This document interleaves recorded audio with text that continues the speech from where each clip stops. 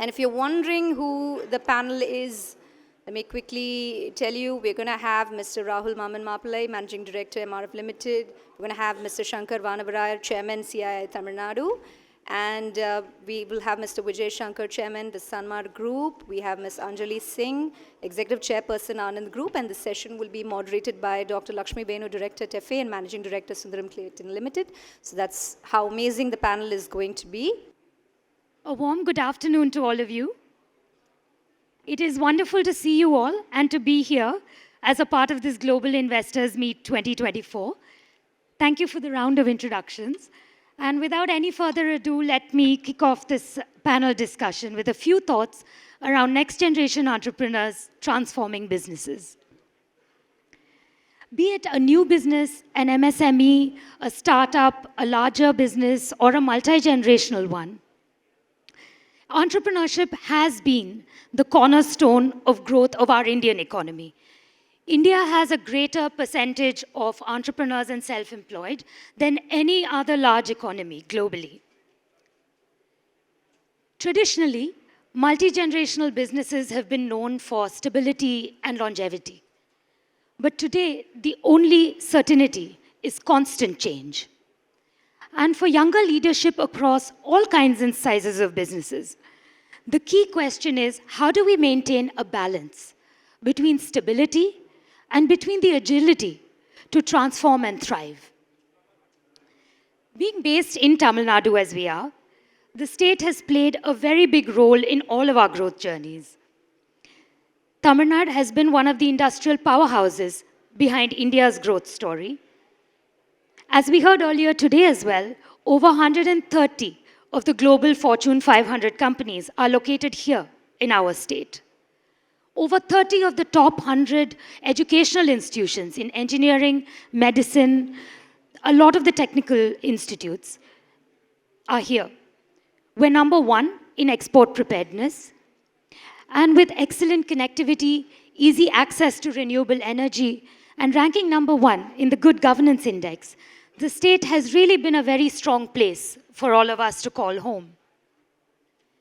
For us at TAFE and SCL both, the robust policy environment and the plentiful, skilled manpower in the state helped us historically to build our foundation in manufacturing.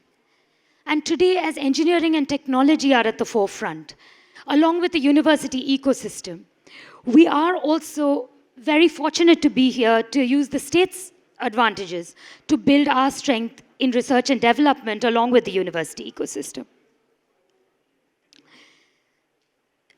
As change is the order of the day, I'll just share a little bit and then go into the panel discussion. At TAFE and at SCL, sustainability has been a very big driver for change. So our traditional tractors, of course, continue to be very important, but recently we've launched an electric tractor with auto steer and farm management systems, future ready for what Indian farming will be. And very much in SCL, where we're in metallurgy and auto components, process innovation is the order of the day with Industry 4.0 to keep us more agile. And I'm eager to hear from all of you about your transformation journeys. So a two-part question to each of you. What have really been for each of you the key imperatives for change in your businesses and some of the initiatives that you have undertaken in your transformation journeys? And the second, what are the strengths of Tamil Nadu that are playing a role in making your businesses future ready? Is there an opportunity to build some new strengths also on this space? So let's start with Anjali and come down this way then. Good afternoon, everyone. Lakshmi, thank you very much for that very able introduction and for having us all here today. I think the transformation journey began some time ago, but it's still very much in progress. We're all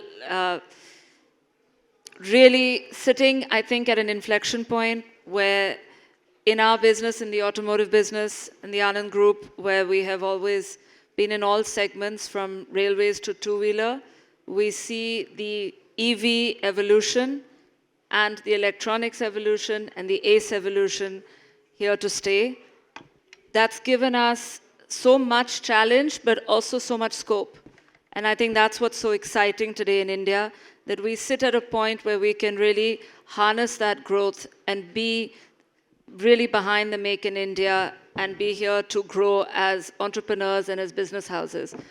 Looking inwards in what we've done at Anand, we'll discuss a little bit more later on the power of partnership, but we have grown for 60 years with this very unusual model of power of partnership. We have a number of JVs with companies all over the world that provide the best in technology and the best in class to us in technology terms, and we provide the manufacturing footprint and know-how and local know-how here, and very, very proud to do so.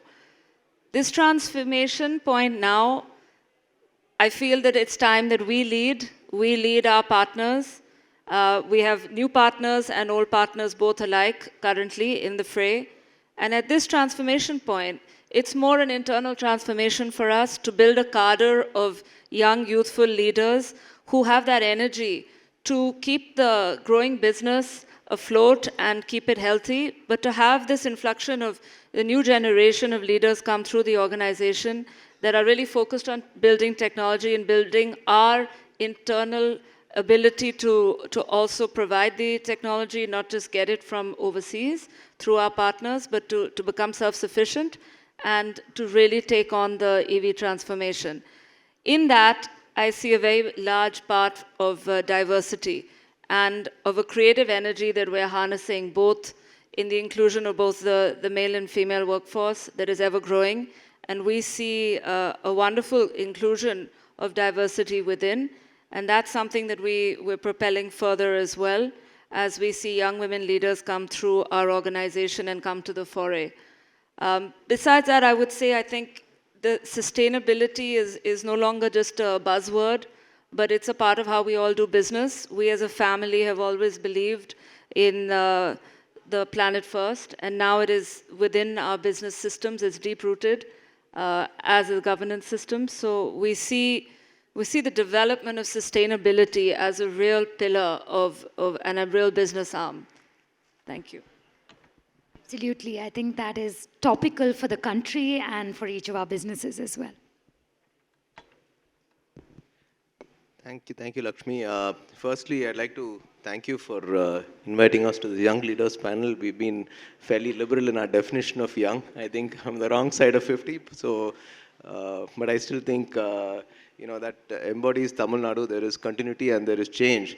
To your question on key imperatives for change in our business, we've always felt change is a constant, always been a constant in our lives. We are in 4 businesses, 5 business: chemicals, specialty chemicals, engineering, the shipping, and the foundry business. And in our chemicals business, we've always been through a lot of stress and change, a period of continuous change. So to give you one example, in the early 90s, we used to have a duty rate of 35%, which is very important to our margins in those days. And within a span of 2 years, duty rates came down to 5%. It's a different matter that we went overboard and we've gone below the rates prevalent in other countries, but it forced us to quickly adapt and to say that we've thrived. Many people predicted the death of our business in those days, but not only have we thrived, we have grown over these years. A second big point of influx for us was, or a change for us was, when we were faced with environmental regulatory impacts. I think again, we think we've been a pioneer.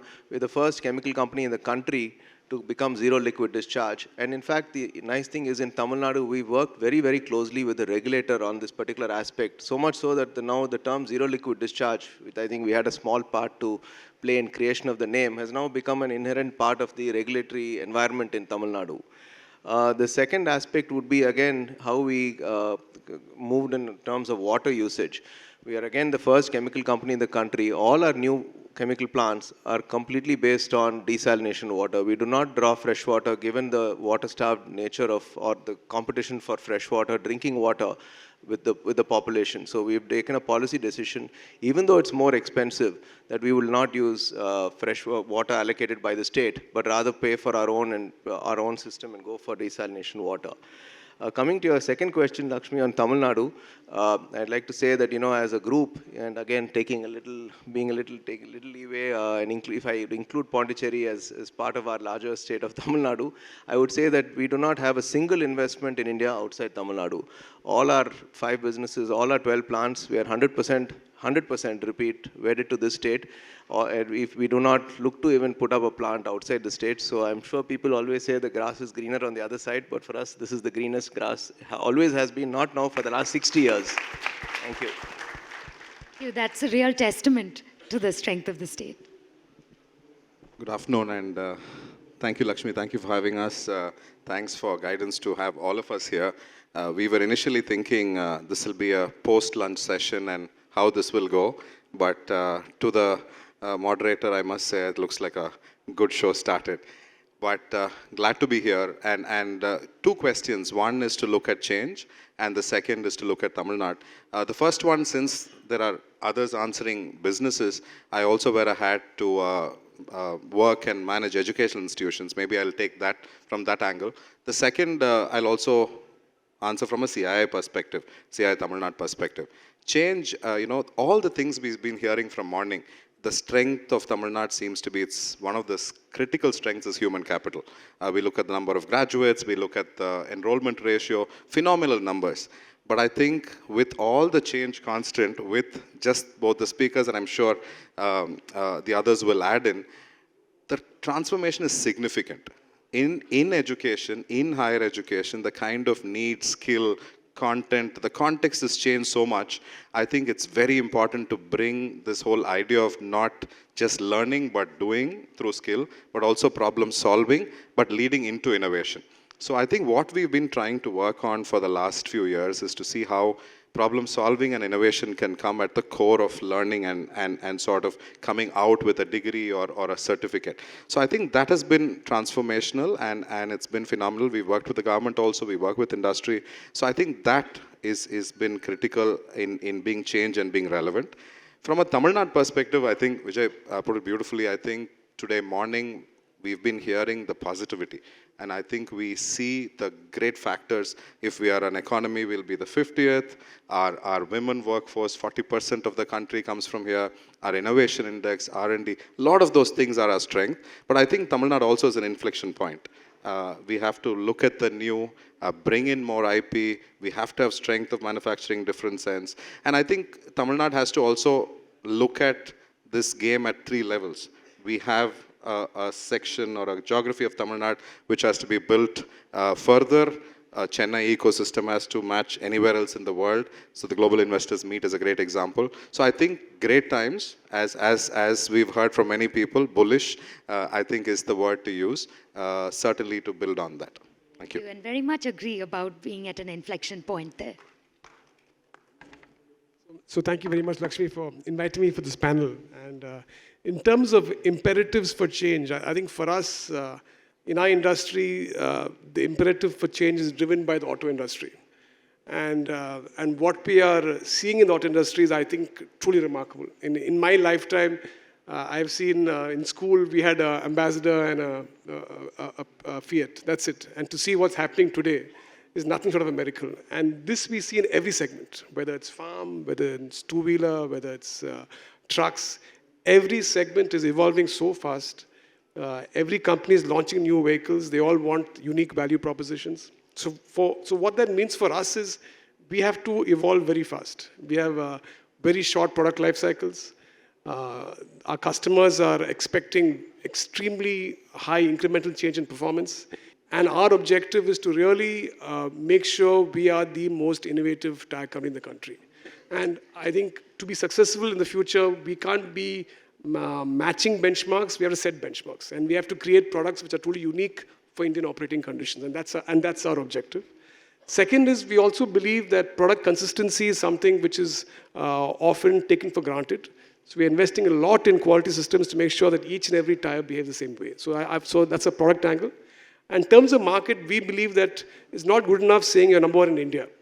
India is a very, we have to look at micro markets, and we believe that we understand the product requirements for each micro market, understand potential in each micro market, and win in every market. So that's the 2 main areas we are focusing on.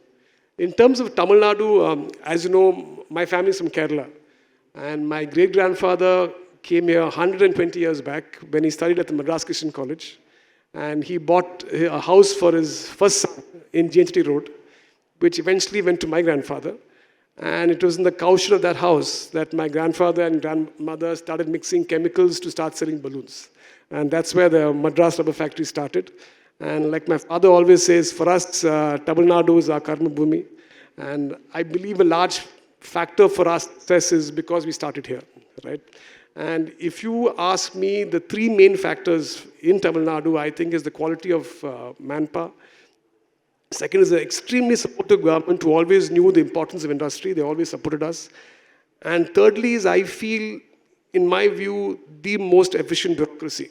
Whenever you go there, bureaucrats are always there to support you, and they try their best to solve our problems. I think these are three overall factors which helped us grow here over time. And in terms of commitment, if you see, we operate in 6 states, but 50% of our capital deployed is in Tamil Nadu.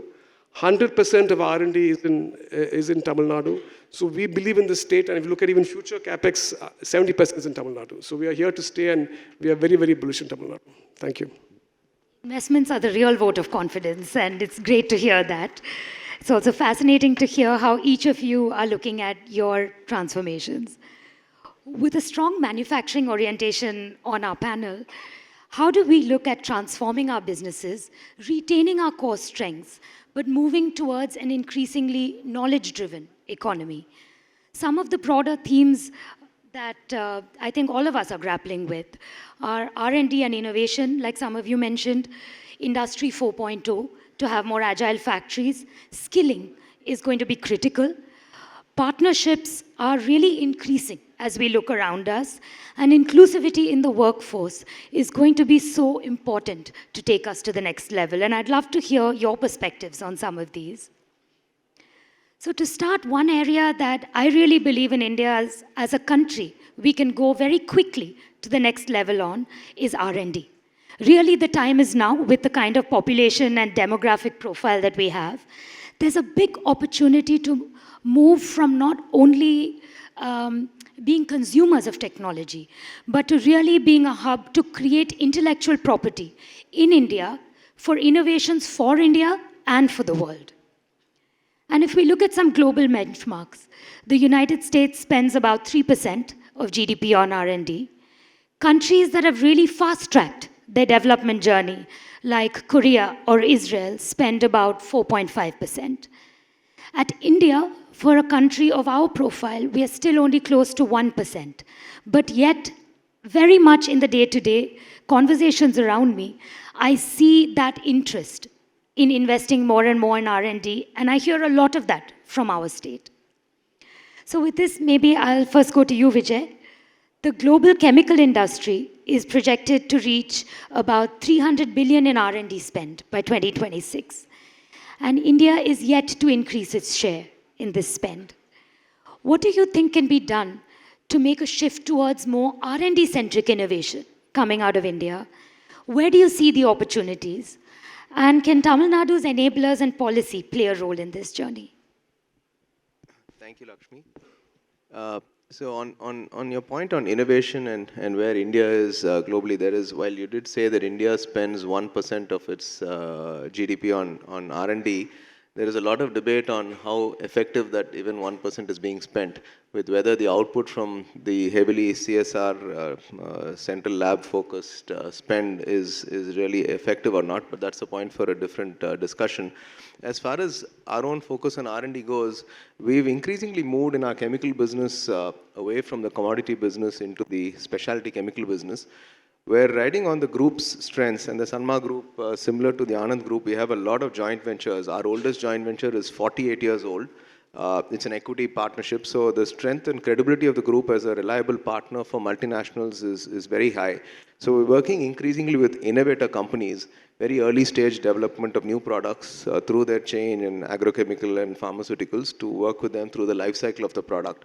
The reason they come to us, obviously, they see cost, they see efficiency, but they equally see a partner who is reliable and is willing to invest for the long term and who will not set up a plant next door with a copyrighted product, non-copyrighted, cheaper copy next door. So that credibility and trust is what we're working on. We're working on a lot of application R&D.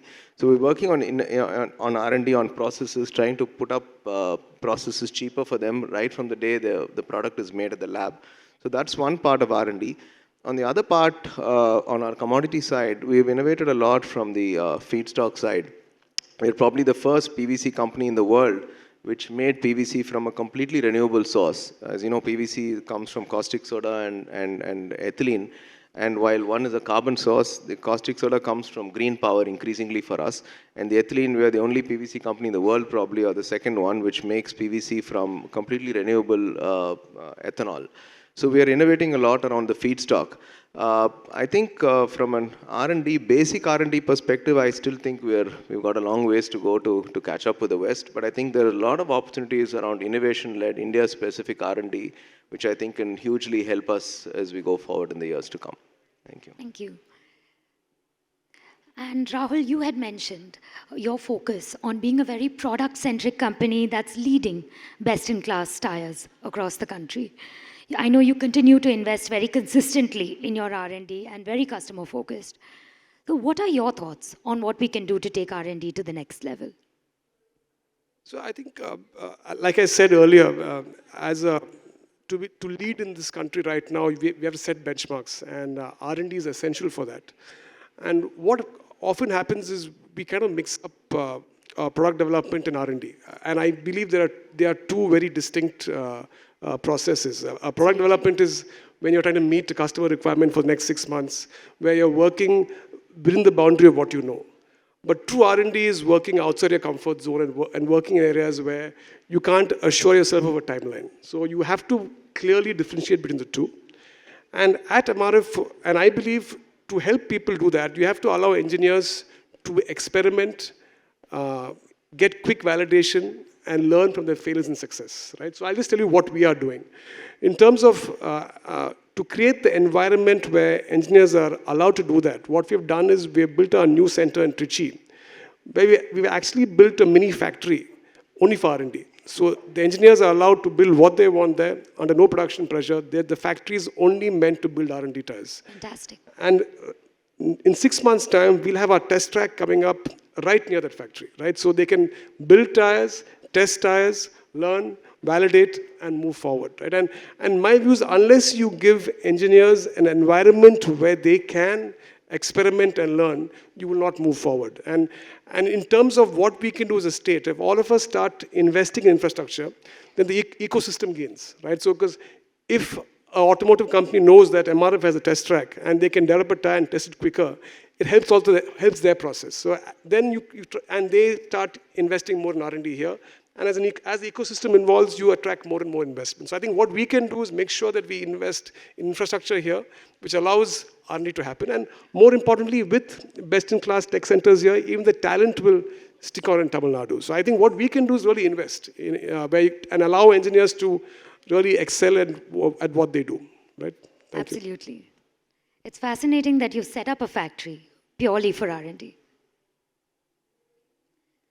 I think from what I hear from you both, R&D is no longer a question, it's a given. And with Shankar here, I think collaboration with academia in this state plays a very big role also. Can I just add something on that? Please. You know, looking at the data after we spoke, only about 4 to 8% in the last report, people who finish a PhD even continue with research, I believe, in India. Even though we have a high number of PhDs coming out every year, the reason maybe mostly is career-oriented or part of the work in an educational institution. I think the big need is we have to work with the regulator, the government, and educational institutions to see how the whole PhD research aspect is going to become industry-oriented, applied, and joint. Today, it's disjoint. You know, you work with a government agency for something, and industry is not necessarily part of it. I think there's a big opportunity, and the student also gets the access to awareness on what is happening. So I think new models of how industry and academia work together for research projects. Today, if an engineer tries to, from a factory of either of the factories come and try to enroll, it's not the easiest process. For a full-time academic, it's far easier to do a PhD because then it takes 3-5 years. So I think this model has to change in India if it has to become more applied, and that's when the coordination will happen faster. And do you see on that note, the new center in IIT Madras, for example, we've had a great experience. Both TAFE and SEL, we both have a footprint in the IIT Madras center. And how do you see those kind of initiatives? Do you see them growing? For us, it's yielded great results in our collaborations with other universities overseas as well. And we have patents now that are successfully in commercial production. It definitely gives you that edge when you build the bridge between academia and industry. Do you see it proliferating as a model? I think it's at the brink of it, and IIT Madras stands as a testament, a beacon for that. But also the fact that the last 20 years we've missed. What are your thoughts on process innovation? Now, both of us are in material conversion, while they're very different processes. There seems to be a lot of scope globally to innovate on the process. And one trend we're seeing cutting across is, of course, Industry 4.0. Recently, there was a BCG study that said that 90% of executives in the industry felt that I 4.0 is a must-be for a future-ready factory. But less than 20% of them have actually yet to recognize value on scale from it. So we're in early days yet, but there is a lot of headroom for opportunity there. And we see the need very much for creating agile factories with a complete flow of information so that we can have better responses, but also more innovation in the process. And in your experience, what has been some key challenges? What have been your learning curves? What have been some benefits that you've seen in this area? The Industry 4.0 has been in the news for the last 10 years. And our journey started 8 years ago. And we've learned a lot of hard lessons in the last 8 years. And I'd like to talk about two aspects of 4.0. One was automation. So we invested a lot in automation 8 years ago. And my learnings after seeing all that is we have to look at our country's cost structure and strengths when deciding what to do. We cannot ape what's happening in the West. Sure. So when I look at automation, I see 3 or 4 use cases which I'm convinced about. The first one is if you have a space constraint, you can use automation to go vertical to have a larger capacity in a limited space. That makes your ROI is very clear there. Second is if you have an operation which is unsafe, use automation there. Third is when you have a critical to quality parameter which has very low process tolerances and has to be repeatable, automation makes sense. But from a pure manpower saving point of view, with our current wage structures, I haven't got any savings. And when I went in, I expected a lot of increase in throughput. But the robots are so sensitive.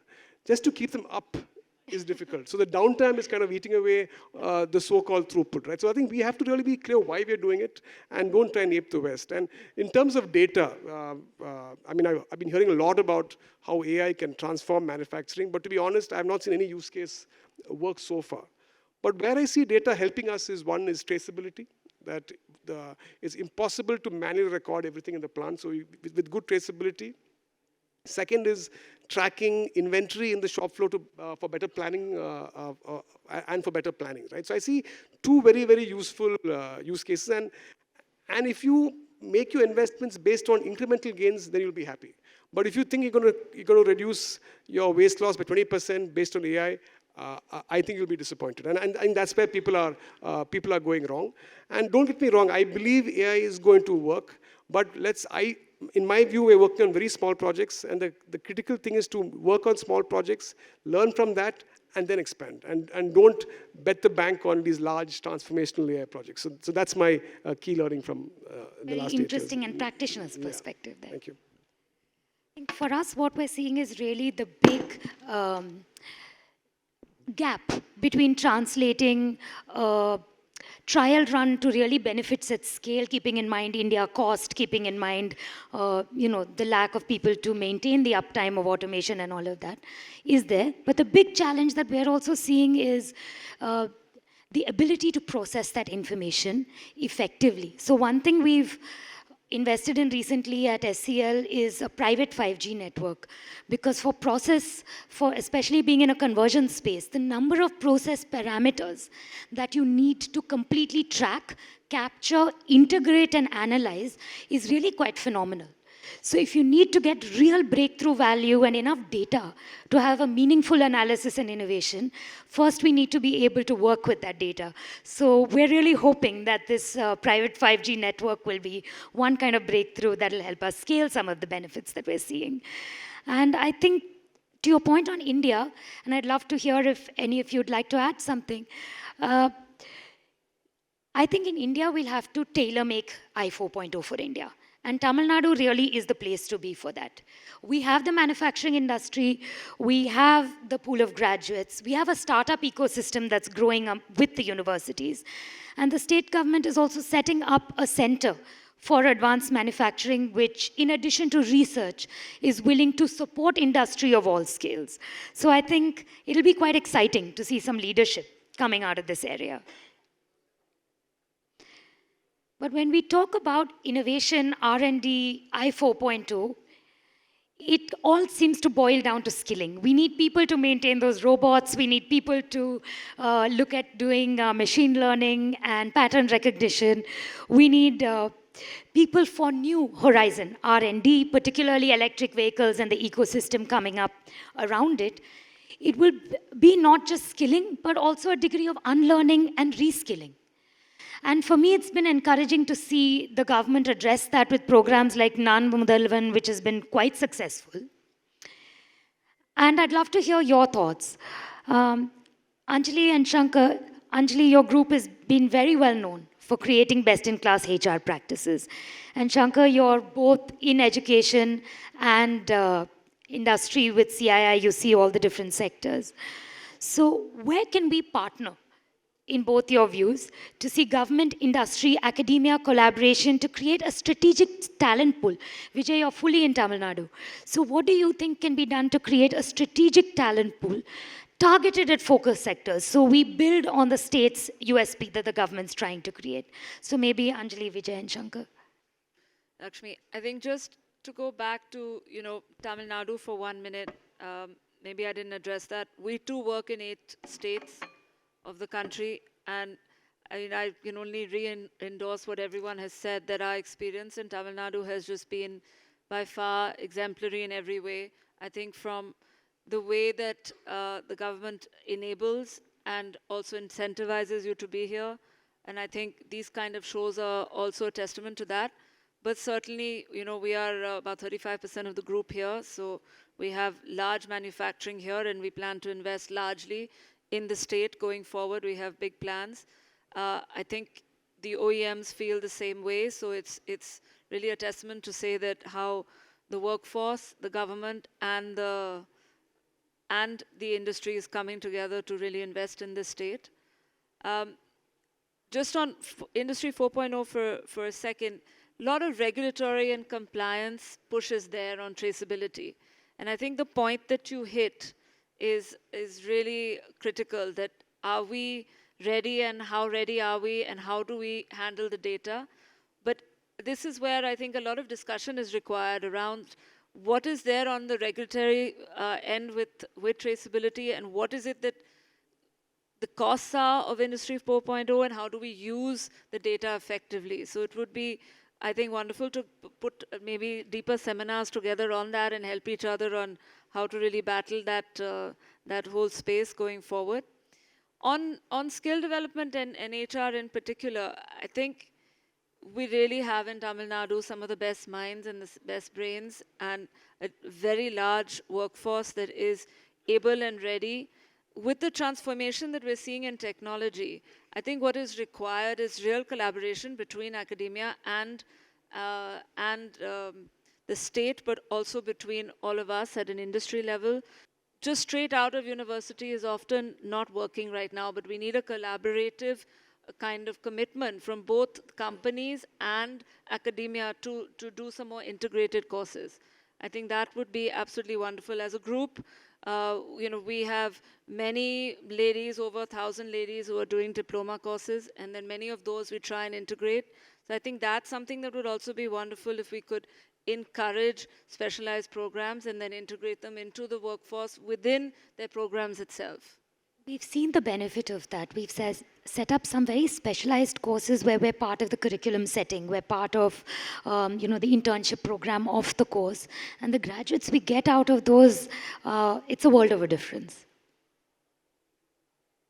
I'll leave Shankar as the expert to talk on this further, but on skilling specifically, I think Tamil Nadu, has clearly got the best industrial climate in the country. There's no questions about it.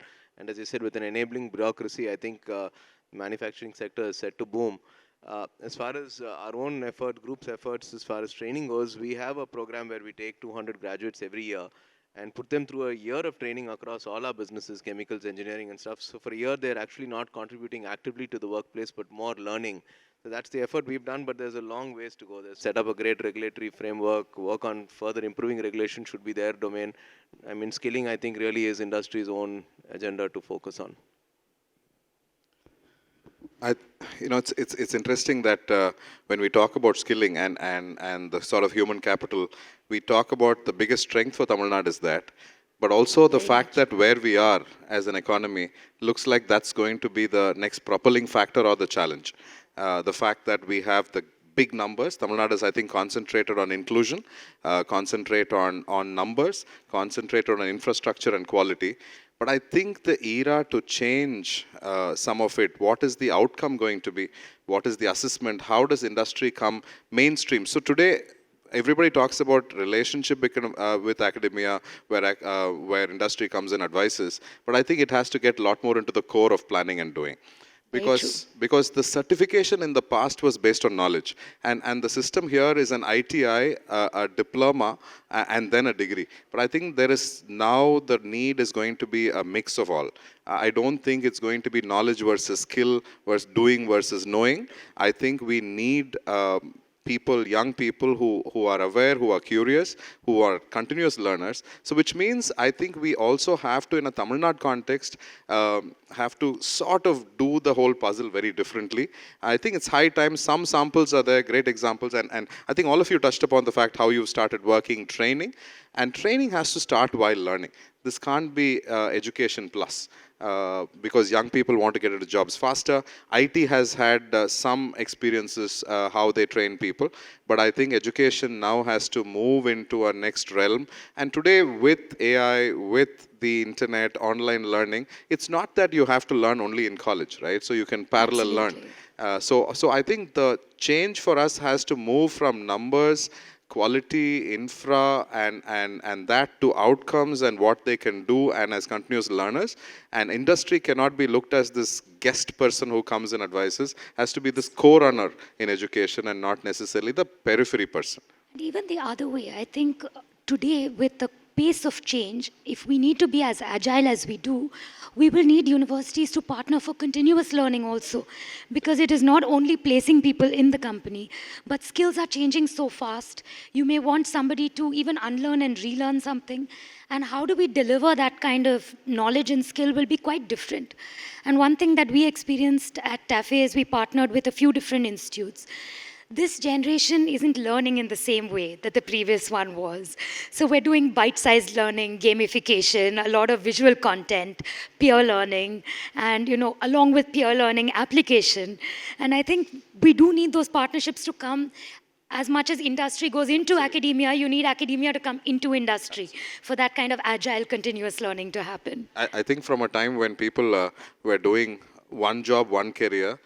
And coming to our next theme on partnerships, that's something both Anjali and Vijay, you had touched on in your opening comments. It is really picking up pace as we see around us, whether it's JVs, associations with startups, technical tie-ups to acquire technology instead of growing it all at home. We see that this is going to be quite critical in transforming the pace and profile of the growth that companies see. And geopolitically, China +1 is adding momentum to this trend.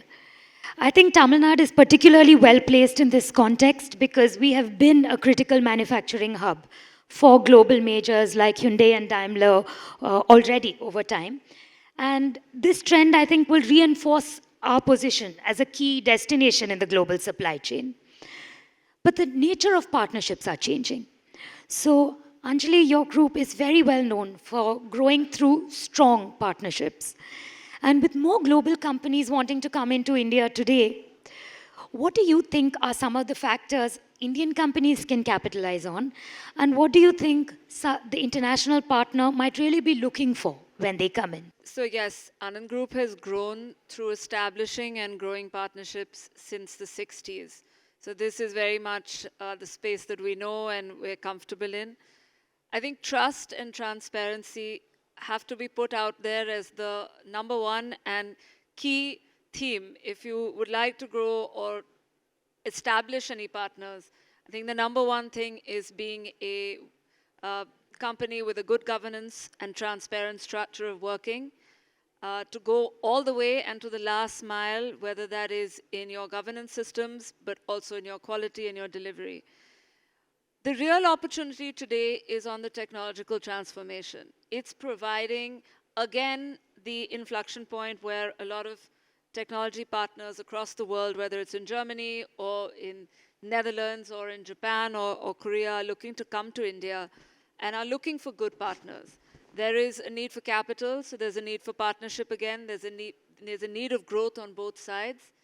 And hence, we're sitting at a beautiful point where I think there will be a lot of people looking for good Indian partnerships to grow. The main thing that I think a partner sitting anywhere in the globe looks for is, do you on the Indian side have roots? Do you have a good base? Can you bring the supply chain? Can you bring the customers, the local customers? We have a very exciting market today for anybody. So can you, as the Indian partner, open up the market for them? Can you also help with some of the local issues and how to navigate the complex Indian mosaic that we are, and bring really India to the table? Whereas you sitting here may be looking at the global partner for technology and purely technology alone. In some cases market and in some cases customers, but largely for technology. I think if the partnership is based on the true philosophy of partnership, where you're not looking to compete with each other, but to bring your true strengths together. In our case, it could be the market, and in their case, it could be technology or other. Then you really have key points and you establish what it is that you wish to grow together and not compete with each other. Then I think you can have a win-win situation. I think also partnerships today are evolving in many different ways. So, of course, the JV route is a very established one, but is also one that a lot of give and take is there on both sides. And it's a marriage of kinds, and hence compromise is important. But there is also, of course, the route of technical licenses and technical collaborations, which can be very successful. There is the startup ecosystem, which is bubbling. And I think all of us really need to make much more use of the startup ecosystem in a view of partnership and not just investment. But I think looking at true R&D, maybe we can learn to work with the startup community as well in form of partnership. And then, of course, with academia as well. I think that too possibly is an area that we could really develop further. And I think at Anand Group as well, we see both the startup ecosystem and academia as two areas that we would like to develop further as we go on the journey of becoming more self-sufficient in R&D as well. As we have some companies where we are partners, and in other companies we are wholly owned, and we'd like to also be totally self-sufficient on R&D. So there are 4 or 5 areas of partnership that we see all growing and that have huge area of scale up. Thank you, Anjali. And in some of the work we did in ACMAL last year in the Auto Component Association, we saw that there was this trend also towards domestic to domestic partnerships that could be coming up, a co-creation of kinds with some of the startups. And Vijay, you have a lot of experience, of course, in maintaining long-term partnerships, and you had touched on trust being very important as well. How do you see the landscape of Indian partnerships evolving? I would echo completely what Anjali said. Sanma Group, the Anand Group, has a very large number of equity partnerships that have lasted over a long period of time. And what we have seen is, I think interestingly enough, the partner in the Indian side has stayed constant over these years, whereas the change at the partner's end has been been quite, there's a lot of flux in most partners, and they don't last, the same people don't last beyond a few years. But going back to what you and Anjali said, I think there's a lot of change in the nature of the partnerships. I think what they are looking for from the Indian partner is very different from what it was, say, 20, 30 years ago. And what you're looking for from them, you're as an Indian company, you're more confident, you're more capable. The talent you have is very different. You're more global. I think the aspirations of both partners are very different, but I think the cornerstone of a good partnership is still trust and transparency and reputation. I think those are the only three things that really matter over a long period of time. Very interesting to see hardcore engineering companies, and we spoke about it. It's not like the past, it's not like 20 years ago when and everything was assumed. And today, it's not that women can't do strong hard work. So it's an amazing mix and a transformative time where technologies are changing, processes are changing, women are getting into core of many sectors. But I think more awareness is also important, and more structural changes. Maybe the workplace is sometimes tuned, not necessarily enough. So if you see, textile went through a huge change in the last 30 years. On our industry, what we are seeing and hearing, naturally the number is higher. But I think what you touched upon is very important. If we have to grow faster, if we have to grow bigger, I think inclusion from a gender perspective, in a whole geographical perspective also has to happen. Sometimes women to be going from a district to another, it's happening now, but if they have to get settled and if they have families, then the ecosystem also has to be local. But this again connects to a larger conversation of worker facilities, transport, and housing. That's also something that comes up. But we have to keep this momentum higher, more awareness, more practices that make it as enablers has to be there, and that's why organizations like us, we're also trying. But from an academia perspective, as it is, as you rightly said, academia has a great mix, right? So there are teachers, we have, I think, depending on which segment, department, we'll have 53% or sometimes 60%. Students may be 60-40, again, depending. But what happens to them after the graduation is a big question as well. How do you make sure? I read a statistic there that said the majority of the dropout, I think we all know that anecdotally. One is, of course, when they have their first child. But the second, which surprised me, is actually when their in-laws age. So to me, it felt like it needs to be a conversation between society, academia, of course, but also industry, society, and the government to say, can we incentivize the elder care industry? Can we today, I think, I was very encouraged to hear what Minister Raja had said in the morning that let's incentivize other sectors to play some of those roles. So I was very excited to hear that the Honorable Minister is thinking in that direction. We need the childcare industry to be incentivized for the private sector to really play. Perhaps the government could help with lower income sectors for childcare as well. But surely there needs to be an incentivization around childcare and elder care. So there is a enablement framework in addition to what is happening in industry. And I think more studies, intelligent ways to do this, but I think more awareness, more understanding, structural changes also. I don't mean fundamental changes in business, but I think structural changes in policies, incentives, as you rightly said, has to be done. But I think we are at the verge of it, and if we have to keep our pace of growth, our multiple metrics, this is very important and crucial. Absolutely. And I think the more and more examples come out of our state, the more it will create a virtuous cycle. For us, we brought our first batch of a few hundred women in significant numbers into the foundry. And foundries were always considered, the last kind of bastion in manufacturing to bring women into. And that has really turned that myth on its head, because we're finding that we're getting an internal demand for more women due to their productivity, quality, adherence to safety practices, and that is really the best testament to saying that women add value as an economic USP. I think our state is in a great place because we are very much seen, as we heard in the morning as well, as a safe and progressive environment for women.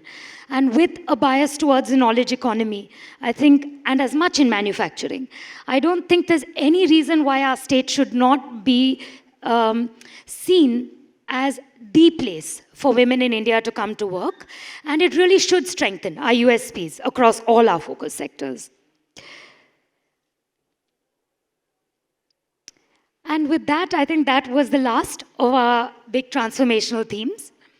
It brings us to the end of today's very engaging panel discussion. And firstly, I would like to thank each of you for making the time today and for very openly sharing your thoughts and views with all of us here. It's exciting to see how each of you are approaching transformation in your businesses, in your sectors, and building on your strengths to meet the needs of a rapidly changing economy. Be it R&D innovation, process innovation, adapting to new skills, partnering and leveraging the strengths of inclusivity. It is energizing to hear the future-ready approach that businesses in our state are taking. For all of us with a major presence in Tamil Nadu, the state gives us a very strong positioning in the global economic landscape, as we heard from all our panelists today. There is clarity and stability of policy. There are inherent strengths like the skill set, and with very clear-cut initiatives. Recently, the government has also included some very sharp sector-specific and global tie-ups amongst these initiatives. We are well on our way to creating a path for a future-ready economy in Tamil Nadu. As we conclude, I'd like to once again thank our esteemed panelists. I'd like to thank the government of Tamil Nadu and Guidance Tamil Nadu